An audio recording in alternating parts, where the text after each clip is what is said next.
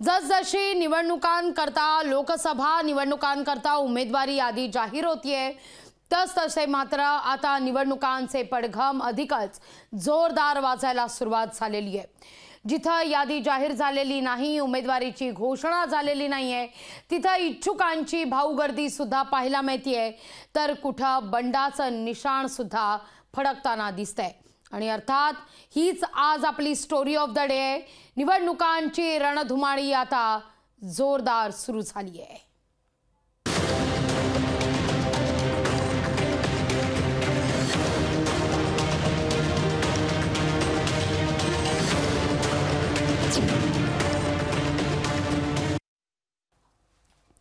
महायुतीत भाजपच्या वाट्यापैकी 20 जागांवर भाजपनं उमेदवार जाहीर केले। आता उरलेल्या 28 जागांच्या उमेदवारी संदर्भात उत्सुकता निर्माण झाली आहे। भाजप आणखीन 10 ते 12 जागा स्वतःकडे घेणार असल्याची चर्चा सुद्धा महाराष्ट्राच्या राजकीय वर्तुळात सुरू झाली आहे।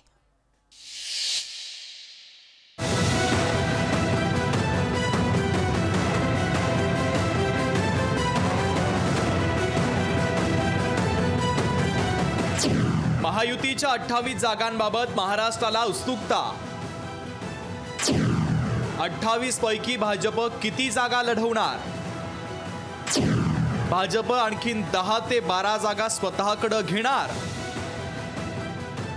महाराष्ट्रातील 20 जागांवरील उमेदवार भाजपनं जाहीर केले आहेत। महाराष्ट्रातील महायुतीच्या पहिल्या यादीत भाजपनं फक्त त्यांच्याकडे असलेल्या 26 पैकी 20 जागांवरील उमेदवार जाहीर केले आहेत।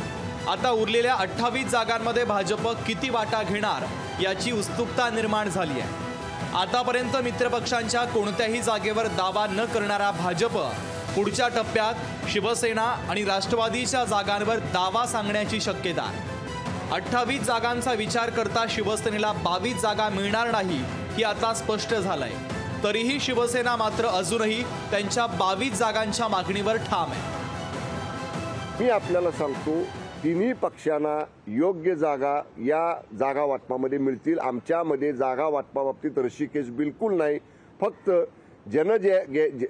ज्या पक्षानं ज्या जागा लढल्या निवडणुकीमध्ये ज्या निवडून आणल्या त्याच्यावरती आम्ही ठाम आहोत। राष्ट्रवादी अजूनही जागा वाटपामध्ये प्रचंड आशावादी आहे। भाजप मित्रपक्षांना सन्मानजनक जागा सोडेल असा विश्वास राष्ट्रवादीला।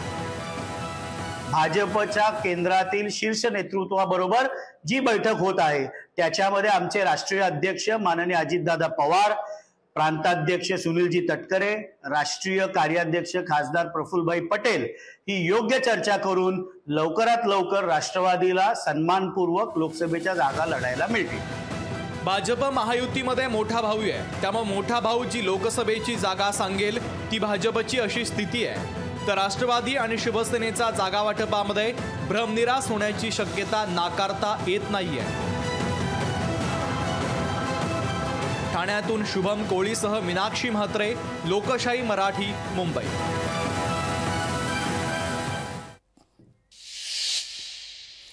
भाजपनं त्यांच्या हक्कांच्या 20 जागांपैकी 6 जागांवर उमेदवार उभे केलेत।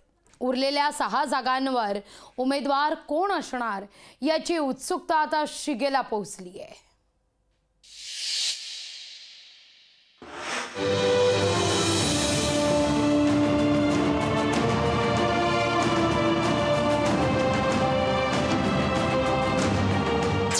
भाजपचे 20 उमेदवार जाहीर, 6 जागांबाबत उत्सुकता।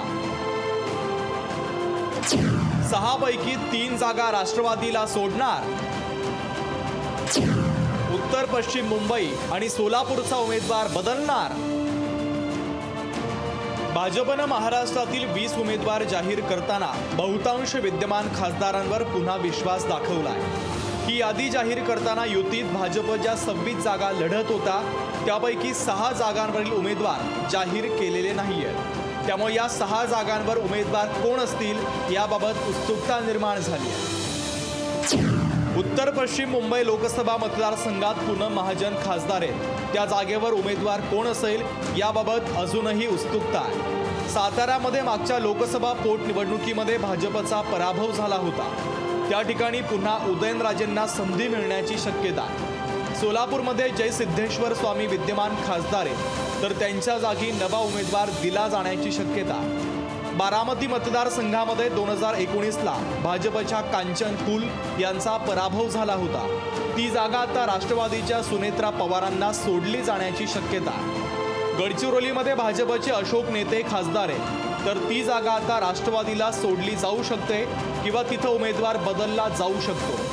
भंडारा गोंदियात भाजपचे सुनील मेंढे खासदार आहेत, तर त्यांच्या जागी दुसरा उमेदवार दिला जाऊ शकतो किंवा जागा राष्ट्रवादीला जाऊ शकते अशी ही शक्यता. काल भाजपने लोकसभेसाठी 20 उमेदवारांची नावे आहेत महाराष्ट्रातून जाहीर केलेली आहेत.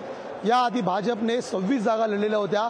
या उरलेल्या 6 जागांपैकी एक बारामतीची जागा आहे ती राष्ट्रवादीच्या वाट्याला सोडण्यात आलेली आहे. त्यामुळे 5 उरलेल्या जागांव्यतिरिक्त आणखी मित्र पक्षांच्या 6 जागांवर भाजप उमेदवार देण्याची शक्यता आहे. त्यामुळे नेमकी आता पुढील 11 जणांची यादीमध्ये भाजप कुणाकुणाच्या नावाचा समावेश करत आहे याकडे सर्वांचं लक्ष असेल. महाराष्ट्रामध्ये महायुतीचा सगळा राजकीय पटच भाजपचा आहे. त्यामुळे भाजप 6 जागांवर कोण उमेदवार देणार याबाबत उत्सुकता आहे. भाजपला 48 मतदारसंघांपैकी जास्तीत जास्त मतदारसंघामध्ये कमळ फुलवायचं आहे. त्यामुळे या 6 जागांबाबत भाजप श्रेष्ठी काय निर्णय घेतात याची उत्सुकता कायम आहे.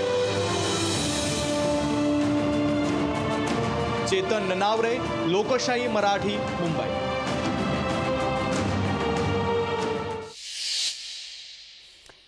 महायुतीची पहिली यादी जाहीर होणार असतानाच आता शिवसेनेचे शिलेदार आणखीन आक्रमक झालेले आहेत.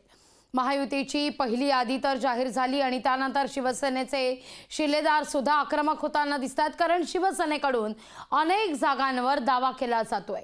या जागांसाठी शिवसेना नेते थेट भाजपवरच आता टीका करू लागले आहेत.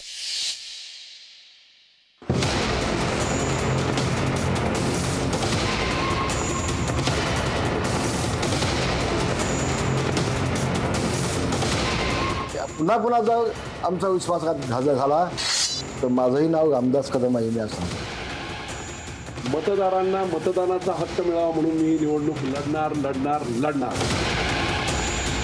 लोकसभा निवडणुकीआधी मैत्रीच्या आणाभाका घेणाऱ्या भाजप शिवसेनेत कमालीचा तणाव निर्माण झालाय. शिवसेनेच्या हक्काच्या जागांसाठी शिवसेना नेते थेट भाजपला शिंगावर घेऊ लागले आहेत. शिवसेनेच्या विरोधाचा पहिला आवाज रामदास कदम ठरले. त्यांनी रायगड आणि रत्नागिरी सिंधुदुर्गवर जाहीर दावा करणाऱ्या भाजपला जाहीरपणे फटकारलाय. आम्ही मोदींकडे बघून आलोय, आम्ही शहाजीकडे बघून आलोय. मागच्या निवडणुकीमध्ये काय झालं मला माहित नाही, पण पुन्हा पुन्हा जर आमचा विश्वासघात झाला तर माझंही नाव रामदास कदम आहे. मी असं बारामतीमध्ये विजय शिवतारेंनी अजित पवारांच्या विरोधात आघाडीच उघडली आहे. नरेंद्र मोदी विचार मंचच्या माध्यमातून निवडणूक लढवण्याची घोषणा त्यांनी केली. नाशिकमध्येही शिवसेनेचे हेमंत गोडसे खासदार आहेत. शिवसेनेची हक्काची जागा असताना भाजपनं नाशिकच्या जागेवर उमेदवाराची चाचपणी सुरू केली आहे. भाजपच्या या भूमिकेमुळे शिवसेना अस्वस्थ होणं साहजिकच आहे. रविवारी तर खासदार श्रीकांत शिंदे यांनी नाशिकमध्ये जाऊन हेमंत गोडसेंच्या नावाची थेट घोषणाच करून टाकली. महाराष्ट्रामध्ये आज अबकी बार 45 महायुतीचे उमेदवार जे आहे, महायुतीचे खासदार जे आहे, हे निवडून आपल्याला दिल्लीमध्ये पाठवायचं आहे आणि त्याच्यामध्ये जे आहे हे हेमंतप्पा गोडसे देखील त्या ठिकाणी आपल्याला आपलं सगळ्यांचं नेतृत्व जे आहे हे करण्यासाठी आपल्याला पाठवायचं आहे. शिंदेंनी केलेला दावा भाजपनं तातडीनं खोडून काढलाय. दुसरीकडे दक्षिण मुंबई लोकसभा मतदारसंघावरही शिवसेनेनं यशवंत जाधवांच्या रूपानं नवा दावा केलाय. मुख्य बाब म्हणजे शिवसेनेचे नेते एकनाथ शिंदे हे जागा वाटपावर कोणतंही जाहीर वक्तव्य करताना दिसत नाहीये किंवा जाहीर वक्तव्य करणाऱ्या नेत्यांना समज किंवा कान उघडणी करत नाहीये. शिवसेनेच्या हक्काच्या जागा पदरात पाडून घेण्यासाठी शिवसेना नेत्यांमार्फत दबाव आणण्याचा प्रयत्न करत असल्याची चर्चा आहे. आता या दबाव तंत्राला किती यश मिळतं हे उमेदवारांच्या यादीतूनच स्पष्ट होणार आहे. ब्युरो रिपोर्ट, लोकशाही मराठी, मुंबई. भाजपची लोकसभा निवडणुकीकरता दुसरी यादी जाहीर झाली आहे आणि या यादीत भाजपचं धक्कातंत्र देखील पाहायला मिळतंय। जुन्यांना संधी देण्याबरोबरच काही नवे चेहरेही भाजपनं रिंगणात उतरवले आहेत।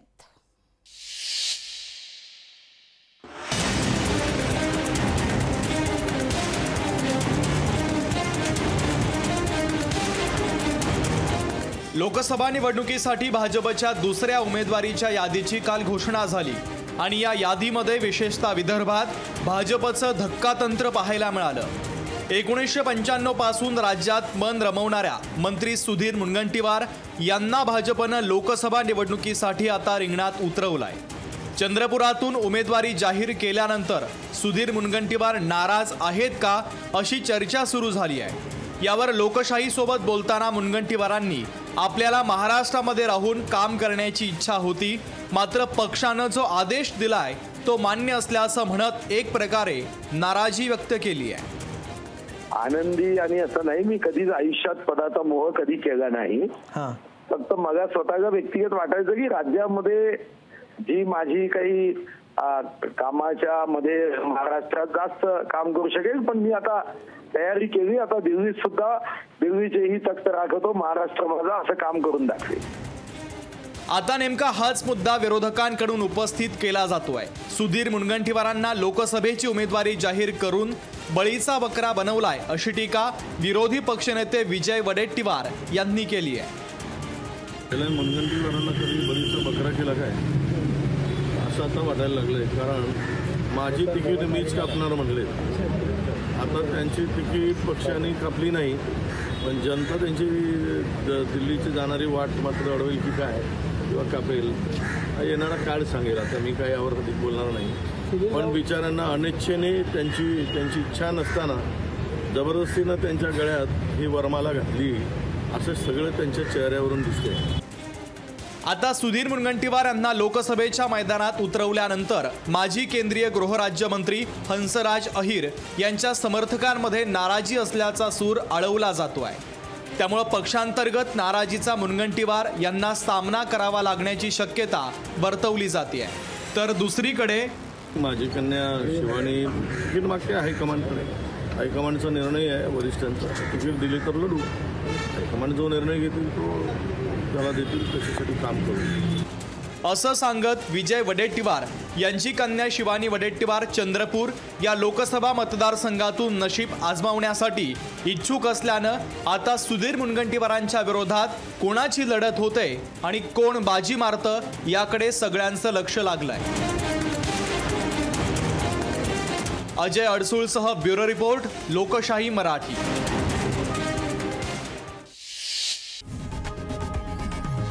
लोकशाही मराठी ऐका, पहा, जागरूक रहा।